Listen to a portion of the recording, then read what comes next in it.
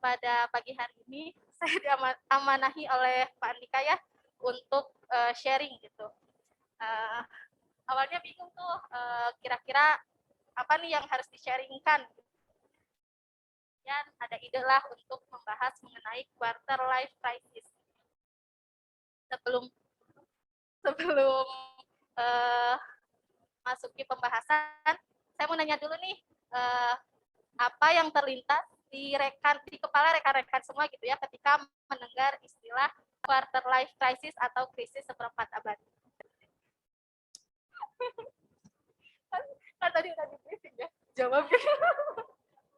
Punten jawab gitu. Coba, apa yang terlintas di pikiran rekan-rekan semua ketika mendengar istilah quarter life crisis atau krisis seperempat abad? Apa? Kebingungan, sudah kata Teh Wida. Banyak masalah, belajar dewasa. Apa? Mencari jati diri. Terus kalau kata Teh Isma mah cenah enggak quarter life crisis, soalnya hari ini gajian ya. Benar ya? Benar, tim keuangan udah siap ya. Terus pertanyaan kedua mungkin ya, pernah nggak sih ngerasa krisis dalam entah itu sosial, keuangan atau percintaan gitu ya dan lain sebagainya? Pernah nggak mengalami? Pernah nggak? Oh, seringnya mungkin krisis akhir bulan ya dalam keuangan gitu. Terus pertanyaan ketiga, ketika menghadapi krisis tadi gitu ya, bagaimana cara rekan-rekan menghadapinya atau berhasil gak rekan-rekan dalam melewatinya? Berhasil? Alhamdulillah. Atau mungkin ada yang berhasil, ada juga yang masih proses gitu ya, gak apa-apa, nikmati aja dulu. Oke, sekarang masuk ke materi ya.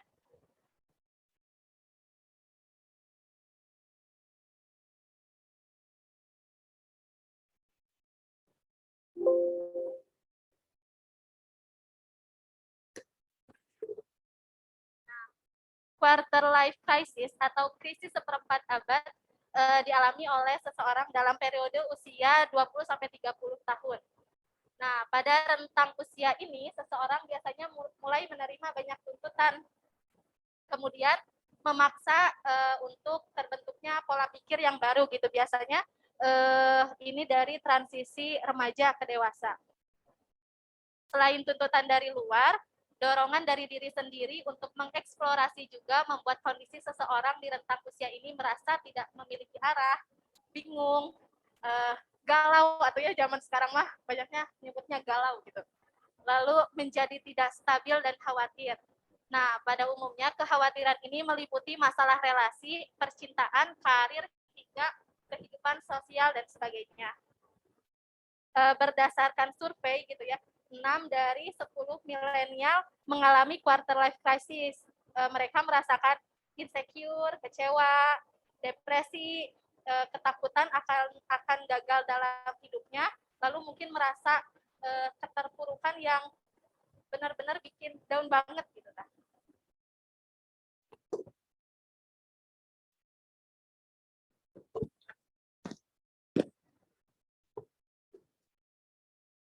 Kemudian Alison Beck dalam bukunya berjudul Halfway Between Somewhere and Nothing menjelaskan bahwa quarter life crisis adalah kondisi krisis emosional yang bisa dicirikan dengan perasaan tak berdaya, terisolasi, hingga ragu akan kemampuan diri sendiri dan merasa takut gagal.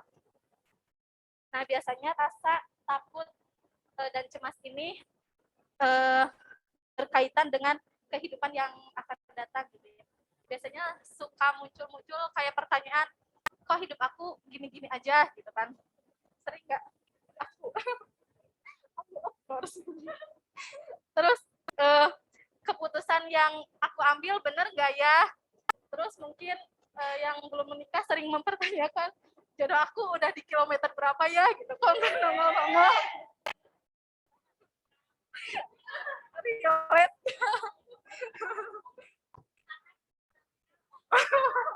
Rest area coba.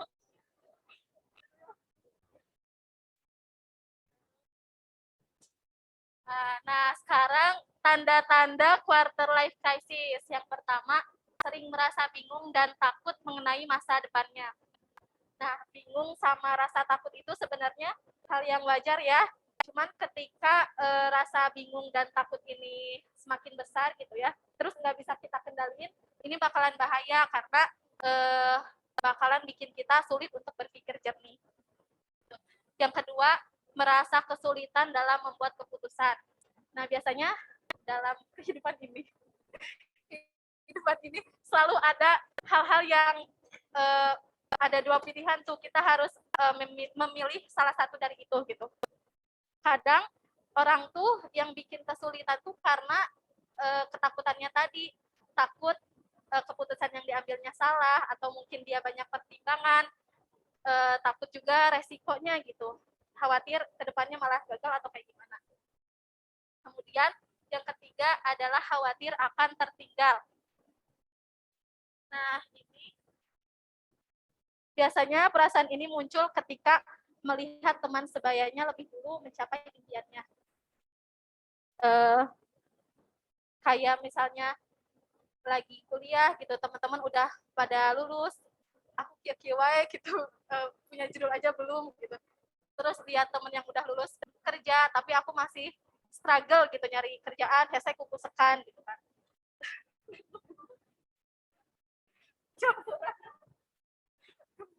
Terus apa ya? Terus yang keempat, merasa iri dan membandingkan diri dengan orang lain. Nah, ini mah sering banget gitu ya. Aku pribadi juga masih sering merasakan hal kayak gini gitu. Contohnya misalnya ketika melihat teman jalan-jalan gitu, wah enak kerjanya sambil jalan-jalan gitu, misalnya kayak gitu.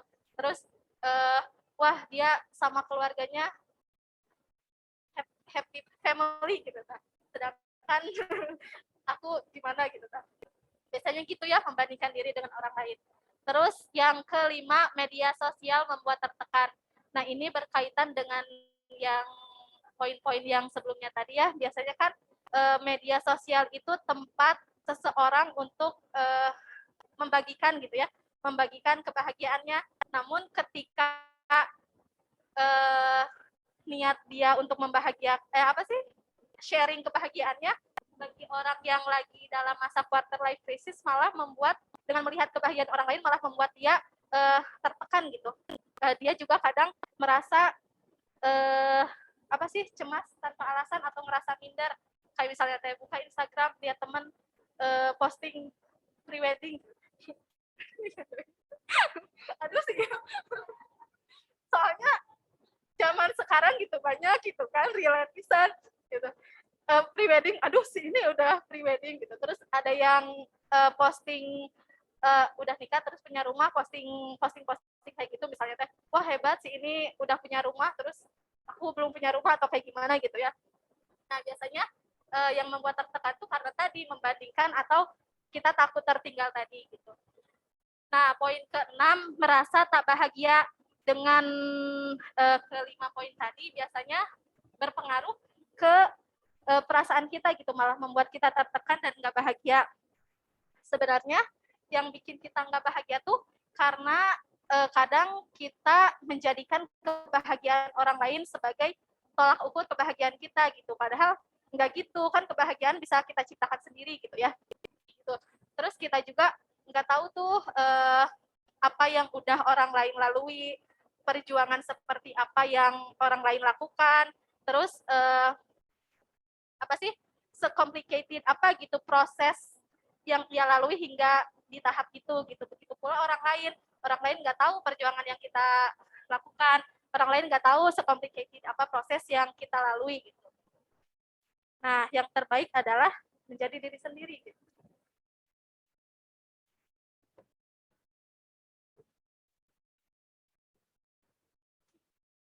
Maaf ya, contekan.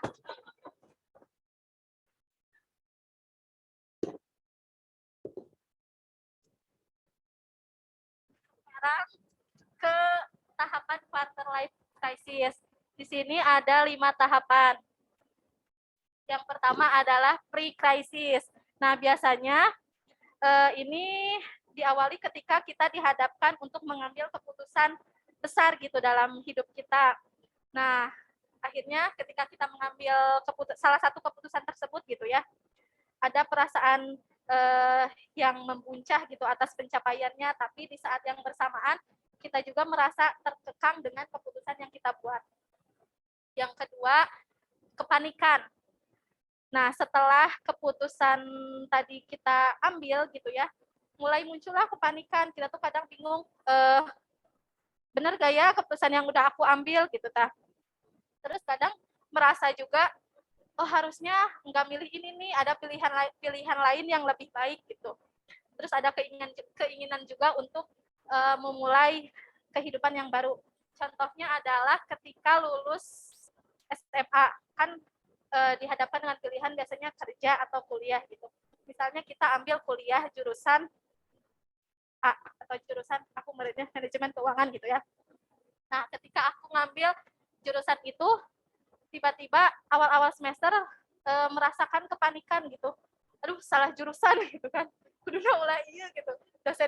Dosennya tidak sesuai gitu, atau mata kuliahnya bikin pusing gitu. Nah, itu mulai ada kepanikan gitu ya. Kemudian yang ketiga adalah penyangkalan. Nah, biasanya dalam penyangkalan ini kita ngerasa kita pura-pura nggak apa-apa gitu. Padahal sebenarnya ada apa-apa gitu. Kita mulai berpura-pura seakan semuanya baik-baik saja. Padahal di situ kita tertekan atau mungkin kita nggak tahu harus ngapain gitu. Nah, terus pada tahap ini juga mulai menata kembali susunan hidup. Nah, entah itu melanjutkan keputusan yang tadi udah diambil atau mulai ambil lagi keputusan yang baru. Kemudian tahap keempat adalah antisipasi. Nah, di tahap ini biasanya lebih menantang karena ketika tadi kita udah melanjutkan keputusan yang kita buat, mulai lagi nih keinget yang dulu-dulu gitu. Mulai keinget lagi keputusan yang dulu. Kayak misalnya teh, apa sih? Ya, tadi mengingat kembali keputusan yang sudah dilakukan. Kadang kita entah itu sedih atau pengen teriak gitu kan karena keputusan yang dulu. Nah, di tahap ini juga kita mulai sepenuhnya sadar gitu kalau sekarang itu bukan waktunya untuk menyesali keputusan yang udah dibuat dulu gitu. Saatnya melihat ke masa depan. Lanjutlah ke tahap kelima, yaitu penerimaan. Nah, karena tadi keempat tahapan udah dilewati ya, nah di tahap ini kita sadar bahwa kita ini masih muda gitu kan. Semua yang terjadi merupakan bagian dari pembelajaran. Masih masih jalan di depan sana masih panjang gitu, masih banyak yang harus kita lalui.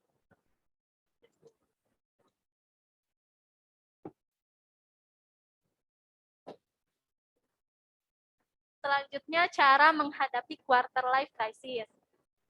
Yang pertama, belajar mencintai diri sendiri. Ini self love ya, pernah dibahas sama Teh Tia. Ada nggak Teh Tia? Nah, pokoknya ini intinya tentang menerima kekurangan dan kelebihan kita gitu. Kita juga jangan lupa untuk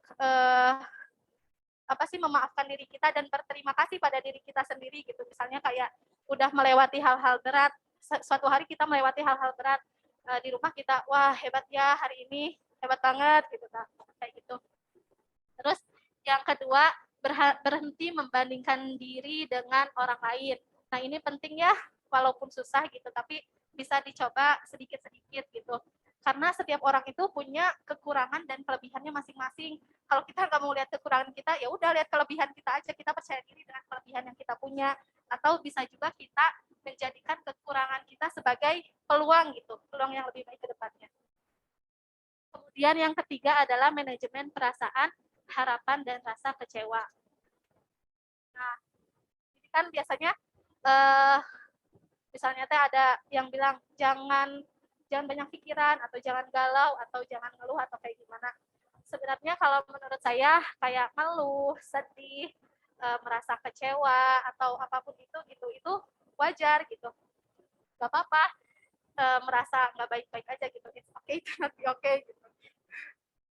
Asal ketika kita merasakan perasaan-perasaan itu jangan sampai kita terkurung dalam perasaan itu gitu ta. Jadi kayak misalnya sedih secukupnya gitu ta. Jangan berlebihan. Terus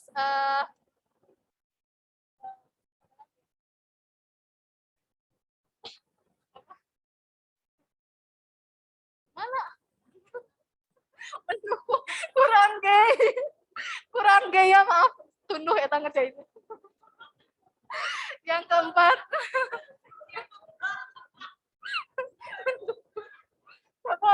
Gak boleh guys.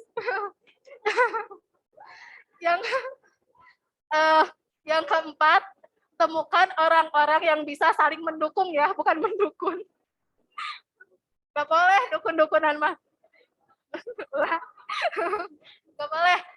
Maksudnya mendukung ya di situ. Jadi kita temukan apa ya, circle entah itu pertemanan atau apa gitu ya, yang bisa saling mendukung.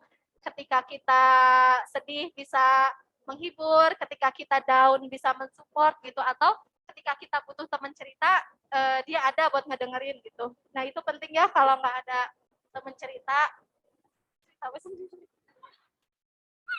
kalau nggak ada teman cerita boleh cerita di Twitter. Atau kalau nggak ada teman cerita boleh cerita ke aku. Ini nomornya.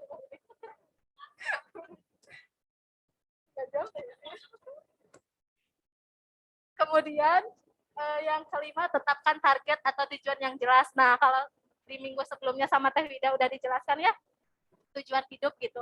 Itu penting juga, bisa caranya dengan menyusun to-do list gitu. Tujuan-tujuan yang jangka pendek dulu, terus jangka panjang. Jadi ketika tujuan yang kita targetkan tercapai, alhamdulillah gitu kan. Tapi ketika tujuan yang kita tetapkan belum terlaksana, emang belum waktunya gitu kan, masih bisa nikmati dulu prosesnya. Kemudian yang keenam, percaya timeline kita masing-masing gitu. Segala sesuatu itu ada waktunya gitu. Misalnya kita akan lulus pada waktu yang tepat, kita akan dapat kerja pada waktu yang tepat, kita akan menikah di waktu yang tepat gitu kan, terus punya anak di waktu yang tepat dan lain sebagainya kayak gitu ya. Kemudian yang ketujuh adalah melihat dari sisi yang lain. Nah, ini maksudnya melihat dari point of view yang lain gitu ya. Misalnya ketika kita ada cobaan nih yang datang, kita lihat aja hikmah dari cobaan itu apa. Atau misalnya kita ya sebagai para admin pernah dapat komplain. Nah, jadikan komplain itu sebagai pelajaran gitu kan. Supaya kedepannya mungkin kita bisa lebih teliti lagi gitu.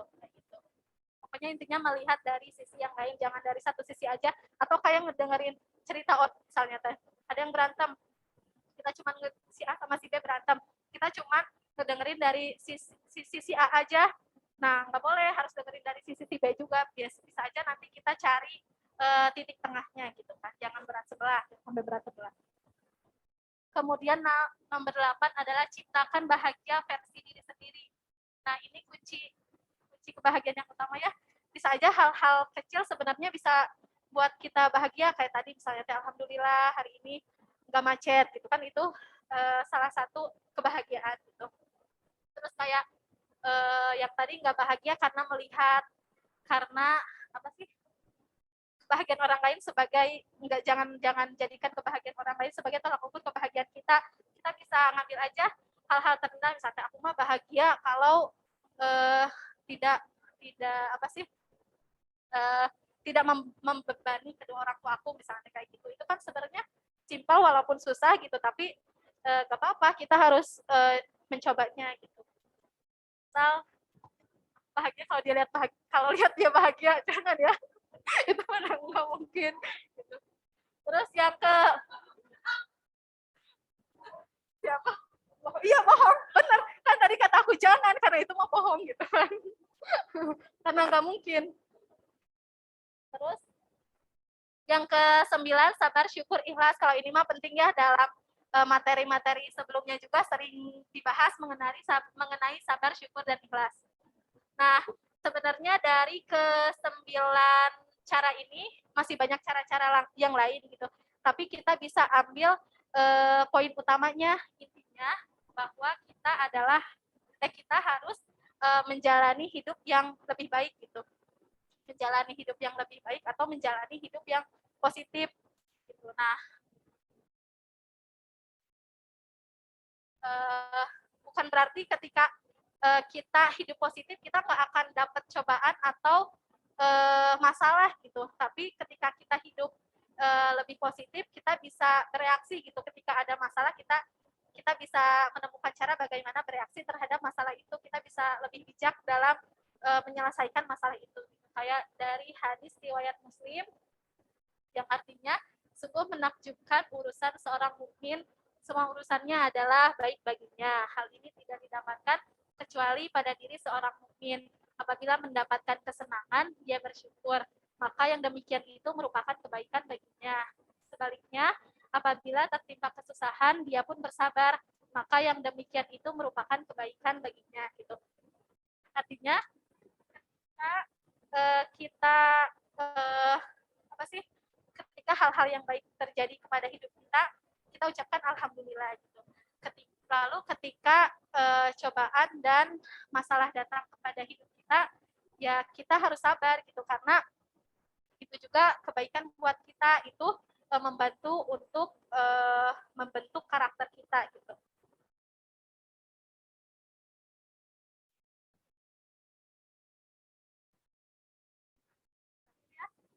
Uh, kita itu pasti dalam kehidupan ini gitu ya, kita pasti ada cobaan dan masalah yang datang gitu. Yang membedakan adalah bagaimana tiap-tiap orang mengatasi masalah tersebut gitu. Jadikan masalah-masalah yang datang kepada hidup kita sebagai proses untuk mendewasakan kita. Kecewa boleh, nangis boleh, atau bingung boleh, merasa tertekan boleh. Yang penting itu sewajarnya dan secukupnya gitu. Bangkitlah, lakukan segala sesuatu sebaik yang kamu bisa, nikmati prosesnya, hadapi tantangannya, hingga kamu melewatinya dan berkata, aku bangga pada diriku sendiri. Udah ya? Cukup sekian yang bisa saya sampaikan, mudah-mudahan bermanfaat. Mohon maaf bila ada perkataan yang kurang berkenan di hati. Billahi taufiq wal hidayah. Wassalamualaikum warahmatullahi wabarakatuh.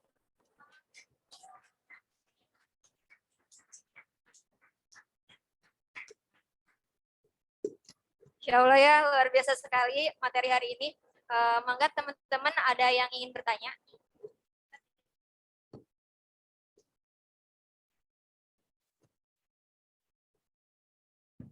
Bismillahirrahmanirrahim. Assalamualaikum warahmatullahi wabarakatuh. Izin bertanya kepada Teh Gina. Pertanyaannya simpel, Teh.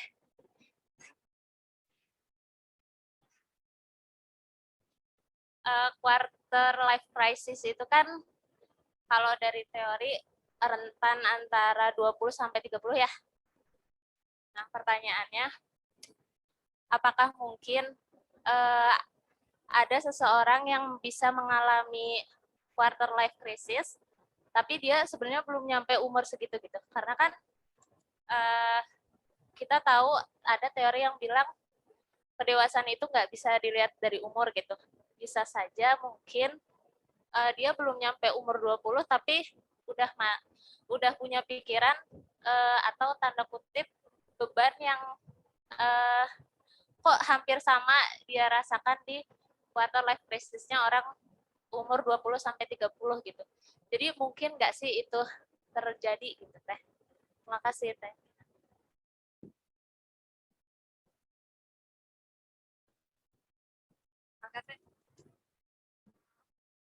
Menjawab pertanyaan Teh Ina. Pertanyaan Teh Ina mungkin nggak seseorang sebelum atau sesudah sebelum rentang usia tersebut merasakan quarter life crisis. Jawabannya kalau menurut saya mungkin gitu. Saya pribadi pernah merasakan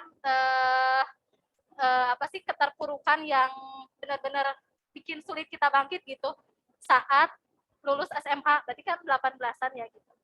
Jawabannya pasti mungkin gitu. Sebenarnya dari kecil juga kayak dari bayi gitu, merasakan krisis, yang merasakan kayak misalnya tadi dia pengen lapar, nangis gitu kan, bisa aja nangis tuh nggak karena lapar aja, bisa aja karena ngantuk atau karena dia nggak nyaman gitu.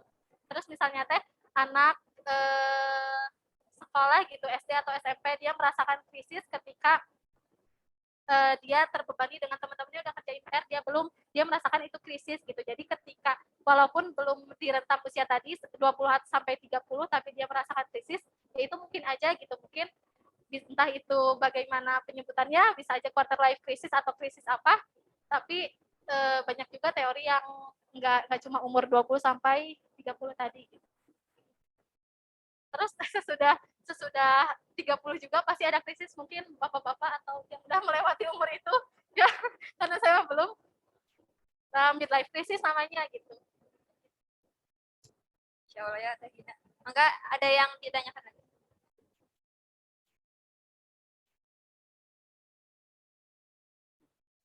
Rahim, izin mau wakili pertanyaan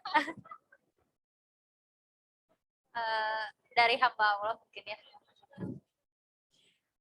Ini Teh mau bertanya, kan tadi itu ada tips-tipsnya cara menghadapi quarter life crisisnya.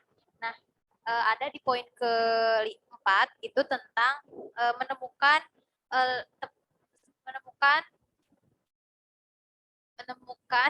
orang-orang yang saling mendukung, temukan gitu ya, temukan orang-orang yang saling mendukung. Nah, kalau misalnya ketika kita kan lingkungan kita itu antara lingkungan main, kerja, dan rumah. Nah, di antara lingkungan itu, kalau misalkan ternyata nggak menemukan orang-orang yang mendukung kita, nah kita tuh harus kayak gimana gitu. Terima kasih. Terakhir dia melarat. Tadi ya lingkungan, rumah, pekerjaan, sama lingkungan main. Misalnya kita kan pasti ya teman, entah itu teman SMP atau teman SMA, pasti ada circle yang memang kita ketemu terus gitu ya, yang bikin kita nyaman. Kalau misalnya lingkungan itu tidak mendukung, terus lingkungan keluarga juga kita bukan mendukung ya, tapi mungkin lebih ke kita nggak mau membebani gitu kan ya, biasanya kalau lingkungan keluarga mah. Terus lingkungan sepermainan nggak ada yang mendukung, kita bisa coba cari. Sebenarnya ada nih, aku mah nggak merasakan ya, tapi katanya ada temen cerita tapi yang dia dapatkan lewat sosmed gitu, goib kan. Tapi ya itu harus hati-hati lagi gitu, soalnya bisa ada sesuatu yang nggak bisa kita duga atau kayak gimana gitu. Terus kalau misalnya secara online nggak bisa menemukan, aku aja cerita Ben. Curhat ke aku nggak apa-apa.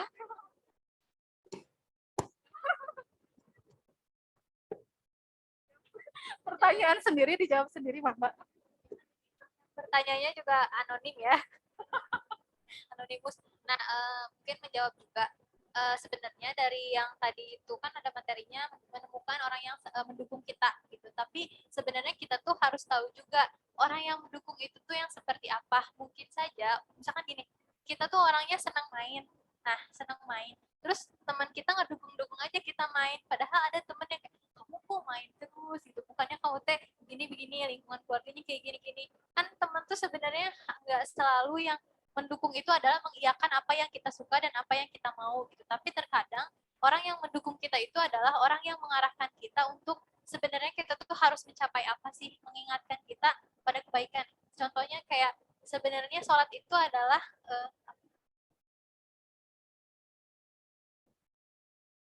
ibadah. Muamalah itu kan haram. Bermuamalah itu pada dasarnya haram. Teman-teman, haram. Ada gitunya. Enggak, ibadah bermuamalah, ibadah itu tuh haram. Tetapi karena ada hadis dan dalil yang menguatkan kalau ya itu kan pada dasarnya kayak gitu. Tapi ketika kita apa ya, dengan lingkungan yang tadi mendukung, ya harusnya kan kita ibadah gitu. Nah, ada juga kepaksa gitu ya.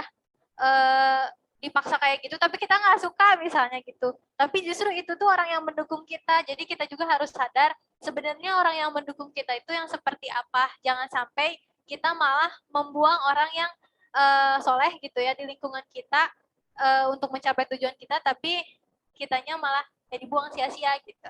Nah itu yang harus kita sadari sebelumnya. Jadi ada tips and trick dulu, ada tips and trick sebelum capai tips and trick yang tadi gitu kalau menurut aku. Gitu, terima kasih.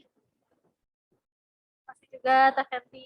Mungkin yang tadi ya, intinya apa yang baik buat kita, apa yang baik menurut kita belum tentu itu baik, itu apa yang buruk menurut kita belum tentu itu buruk. Jadi intinya kita harus tadi mempertimbangkan juga segala sesuatunya, terus jangan kekeh apa sih, pemikiran sendiri gitu, pertimbangkan juga saran dari orang lain itu, meskipun keputusan ada di tangan kita, tapi kita juga harus mempertimbangkan segala sesuatunya.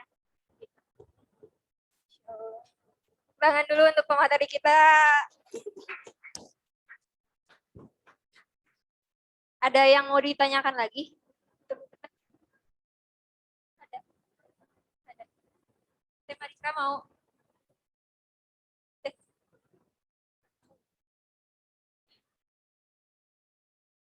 Barangkali dari Ikhwannya ada yang mau ditanyakan? Pada Sep.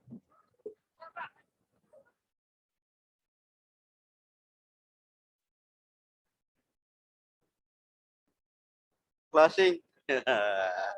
Biasa. Closing question ya. Closing question. Bukan closing statement. Anaking kembali. Ya. Jadi satu mewakili kaum, bukan kaum duafa. Wakili. Ya. Oh enggak, dalam wakili ya gendernya ya. Oke. Pertama, terima kasih ya Teh Gina. Orang Sunda we ya, orang Sunda. Nuhun subhanallah barakallah. Sangat begitu menggema sebetulnya, bukan menggebu, menggema.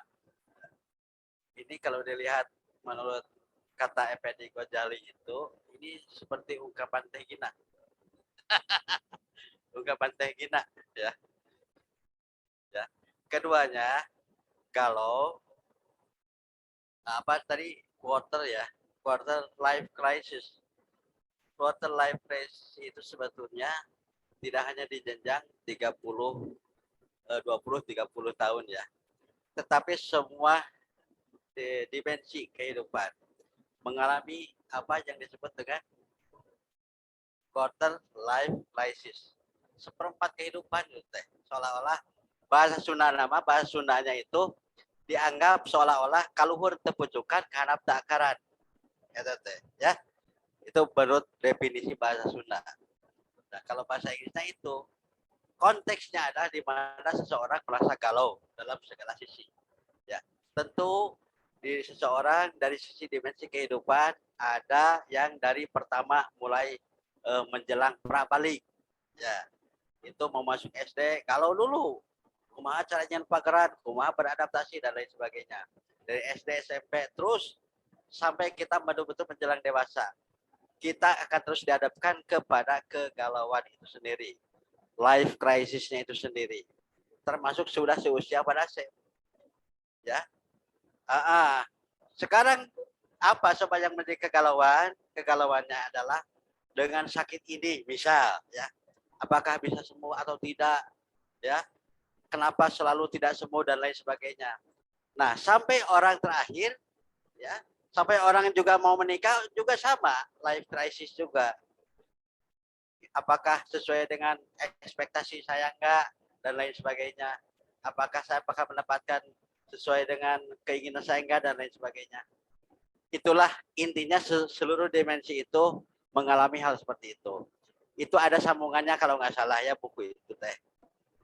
Apa yang tadi itu yang di Teh Gina itu apa sekarang itu ya presentasi itu yang tadi ini apa sih namanya, coba dengarkan bukan semuanya ya, mohon maaf ya, ini pada saya bahasanya rada kikuk begini. Ya. Maksudnya dari pembicara itu siapa sih? Robert, bukan Robert apa sih tadi? Itu masih ada sebetulnya. Ya. Oke, gak apa-apa.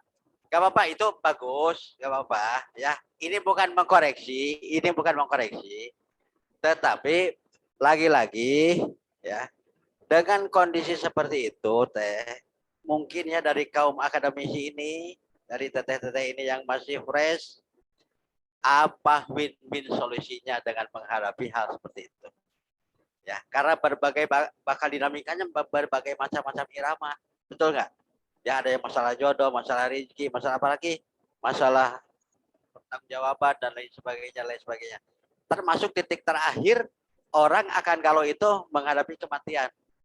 Apa kita termasuk orang istiqomah atau tidak, husnul khotimah atau tidak, dan lain sebagainya. Ya. Kegalauan itu dari pertama lahir sampai orang akan menutup usia itu akan terus berlanjut. Nah, kita di sini sharing, mohon maaf ini bukan mendeteksi itu maksudnya ya. Tetapi apa win-win solusinya? Ya. Soalnya dari sekian pertanyaan semuanya hanya cara menghadapi. Cara menghadapi belum tentu jadi win-win solusi. Coba solusi menurut Teh Gina khususnya dan juga menurut semua, apakah yang harus kita lakukan? Oke, terima kasih. Punten biasa ini mah closing.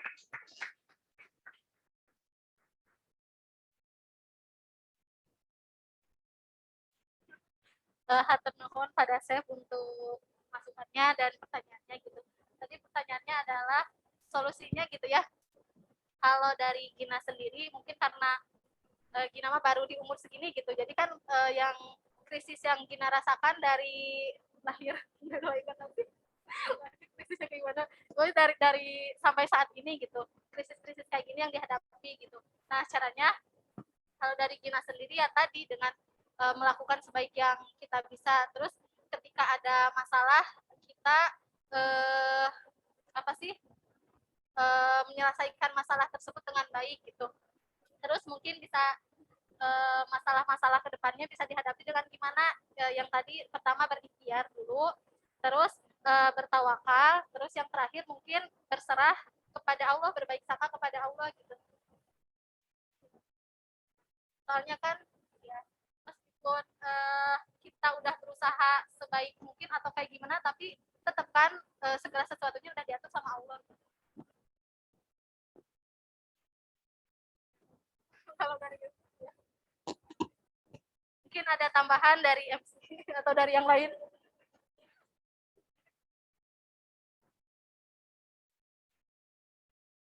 Jadi mungkin tambahan dari saya mah selalu ada tangis dalam menerima takdir, entah tangis bahagia atau tangis sedih, tapi nantinya diterima ujung-ujungnya gitu.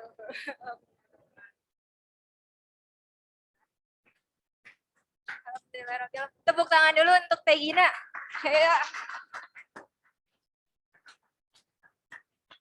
Alhamdulillahirrahmanirrahim, teman-teman, acara Ruhiyah hari ini telah selesai. Mari kita tutup dengan baca hamdalah bersama-sama. Dan dilanjut dengan pembacaan doa yang akan dibacakan oleh Teh Nai.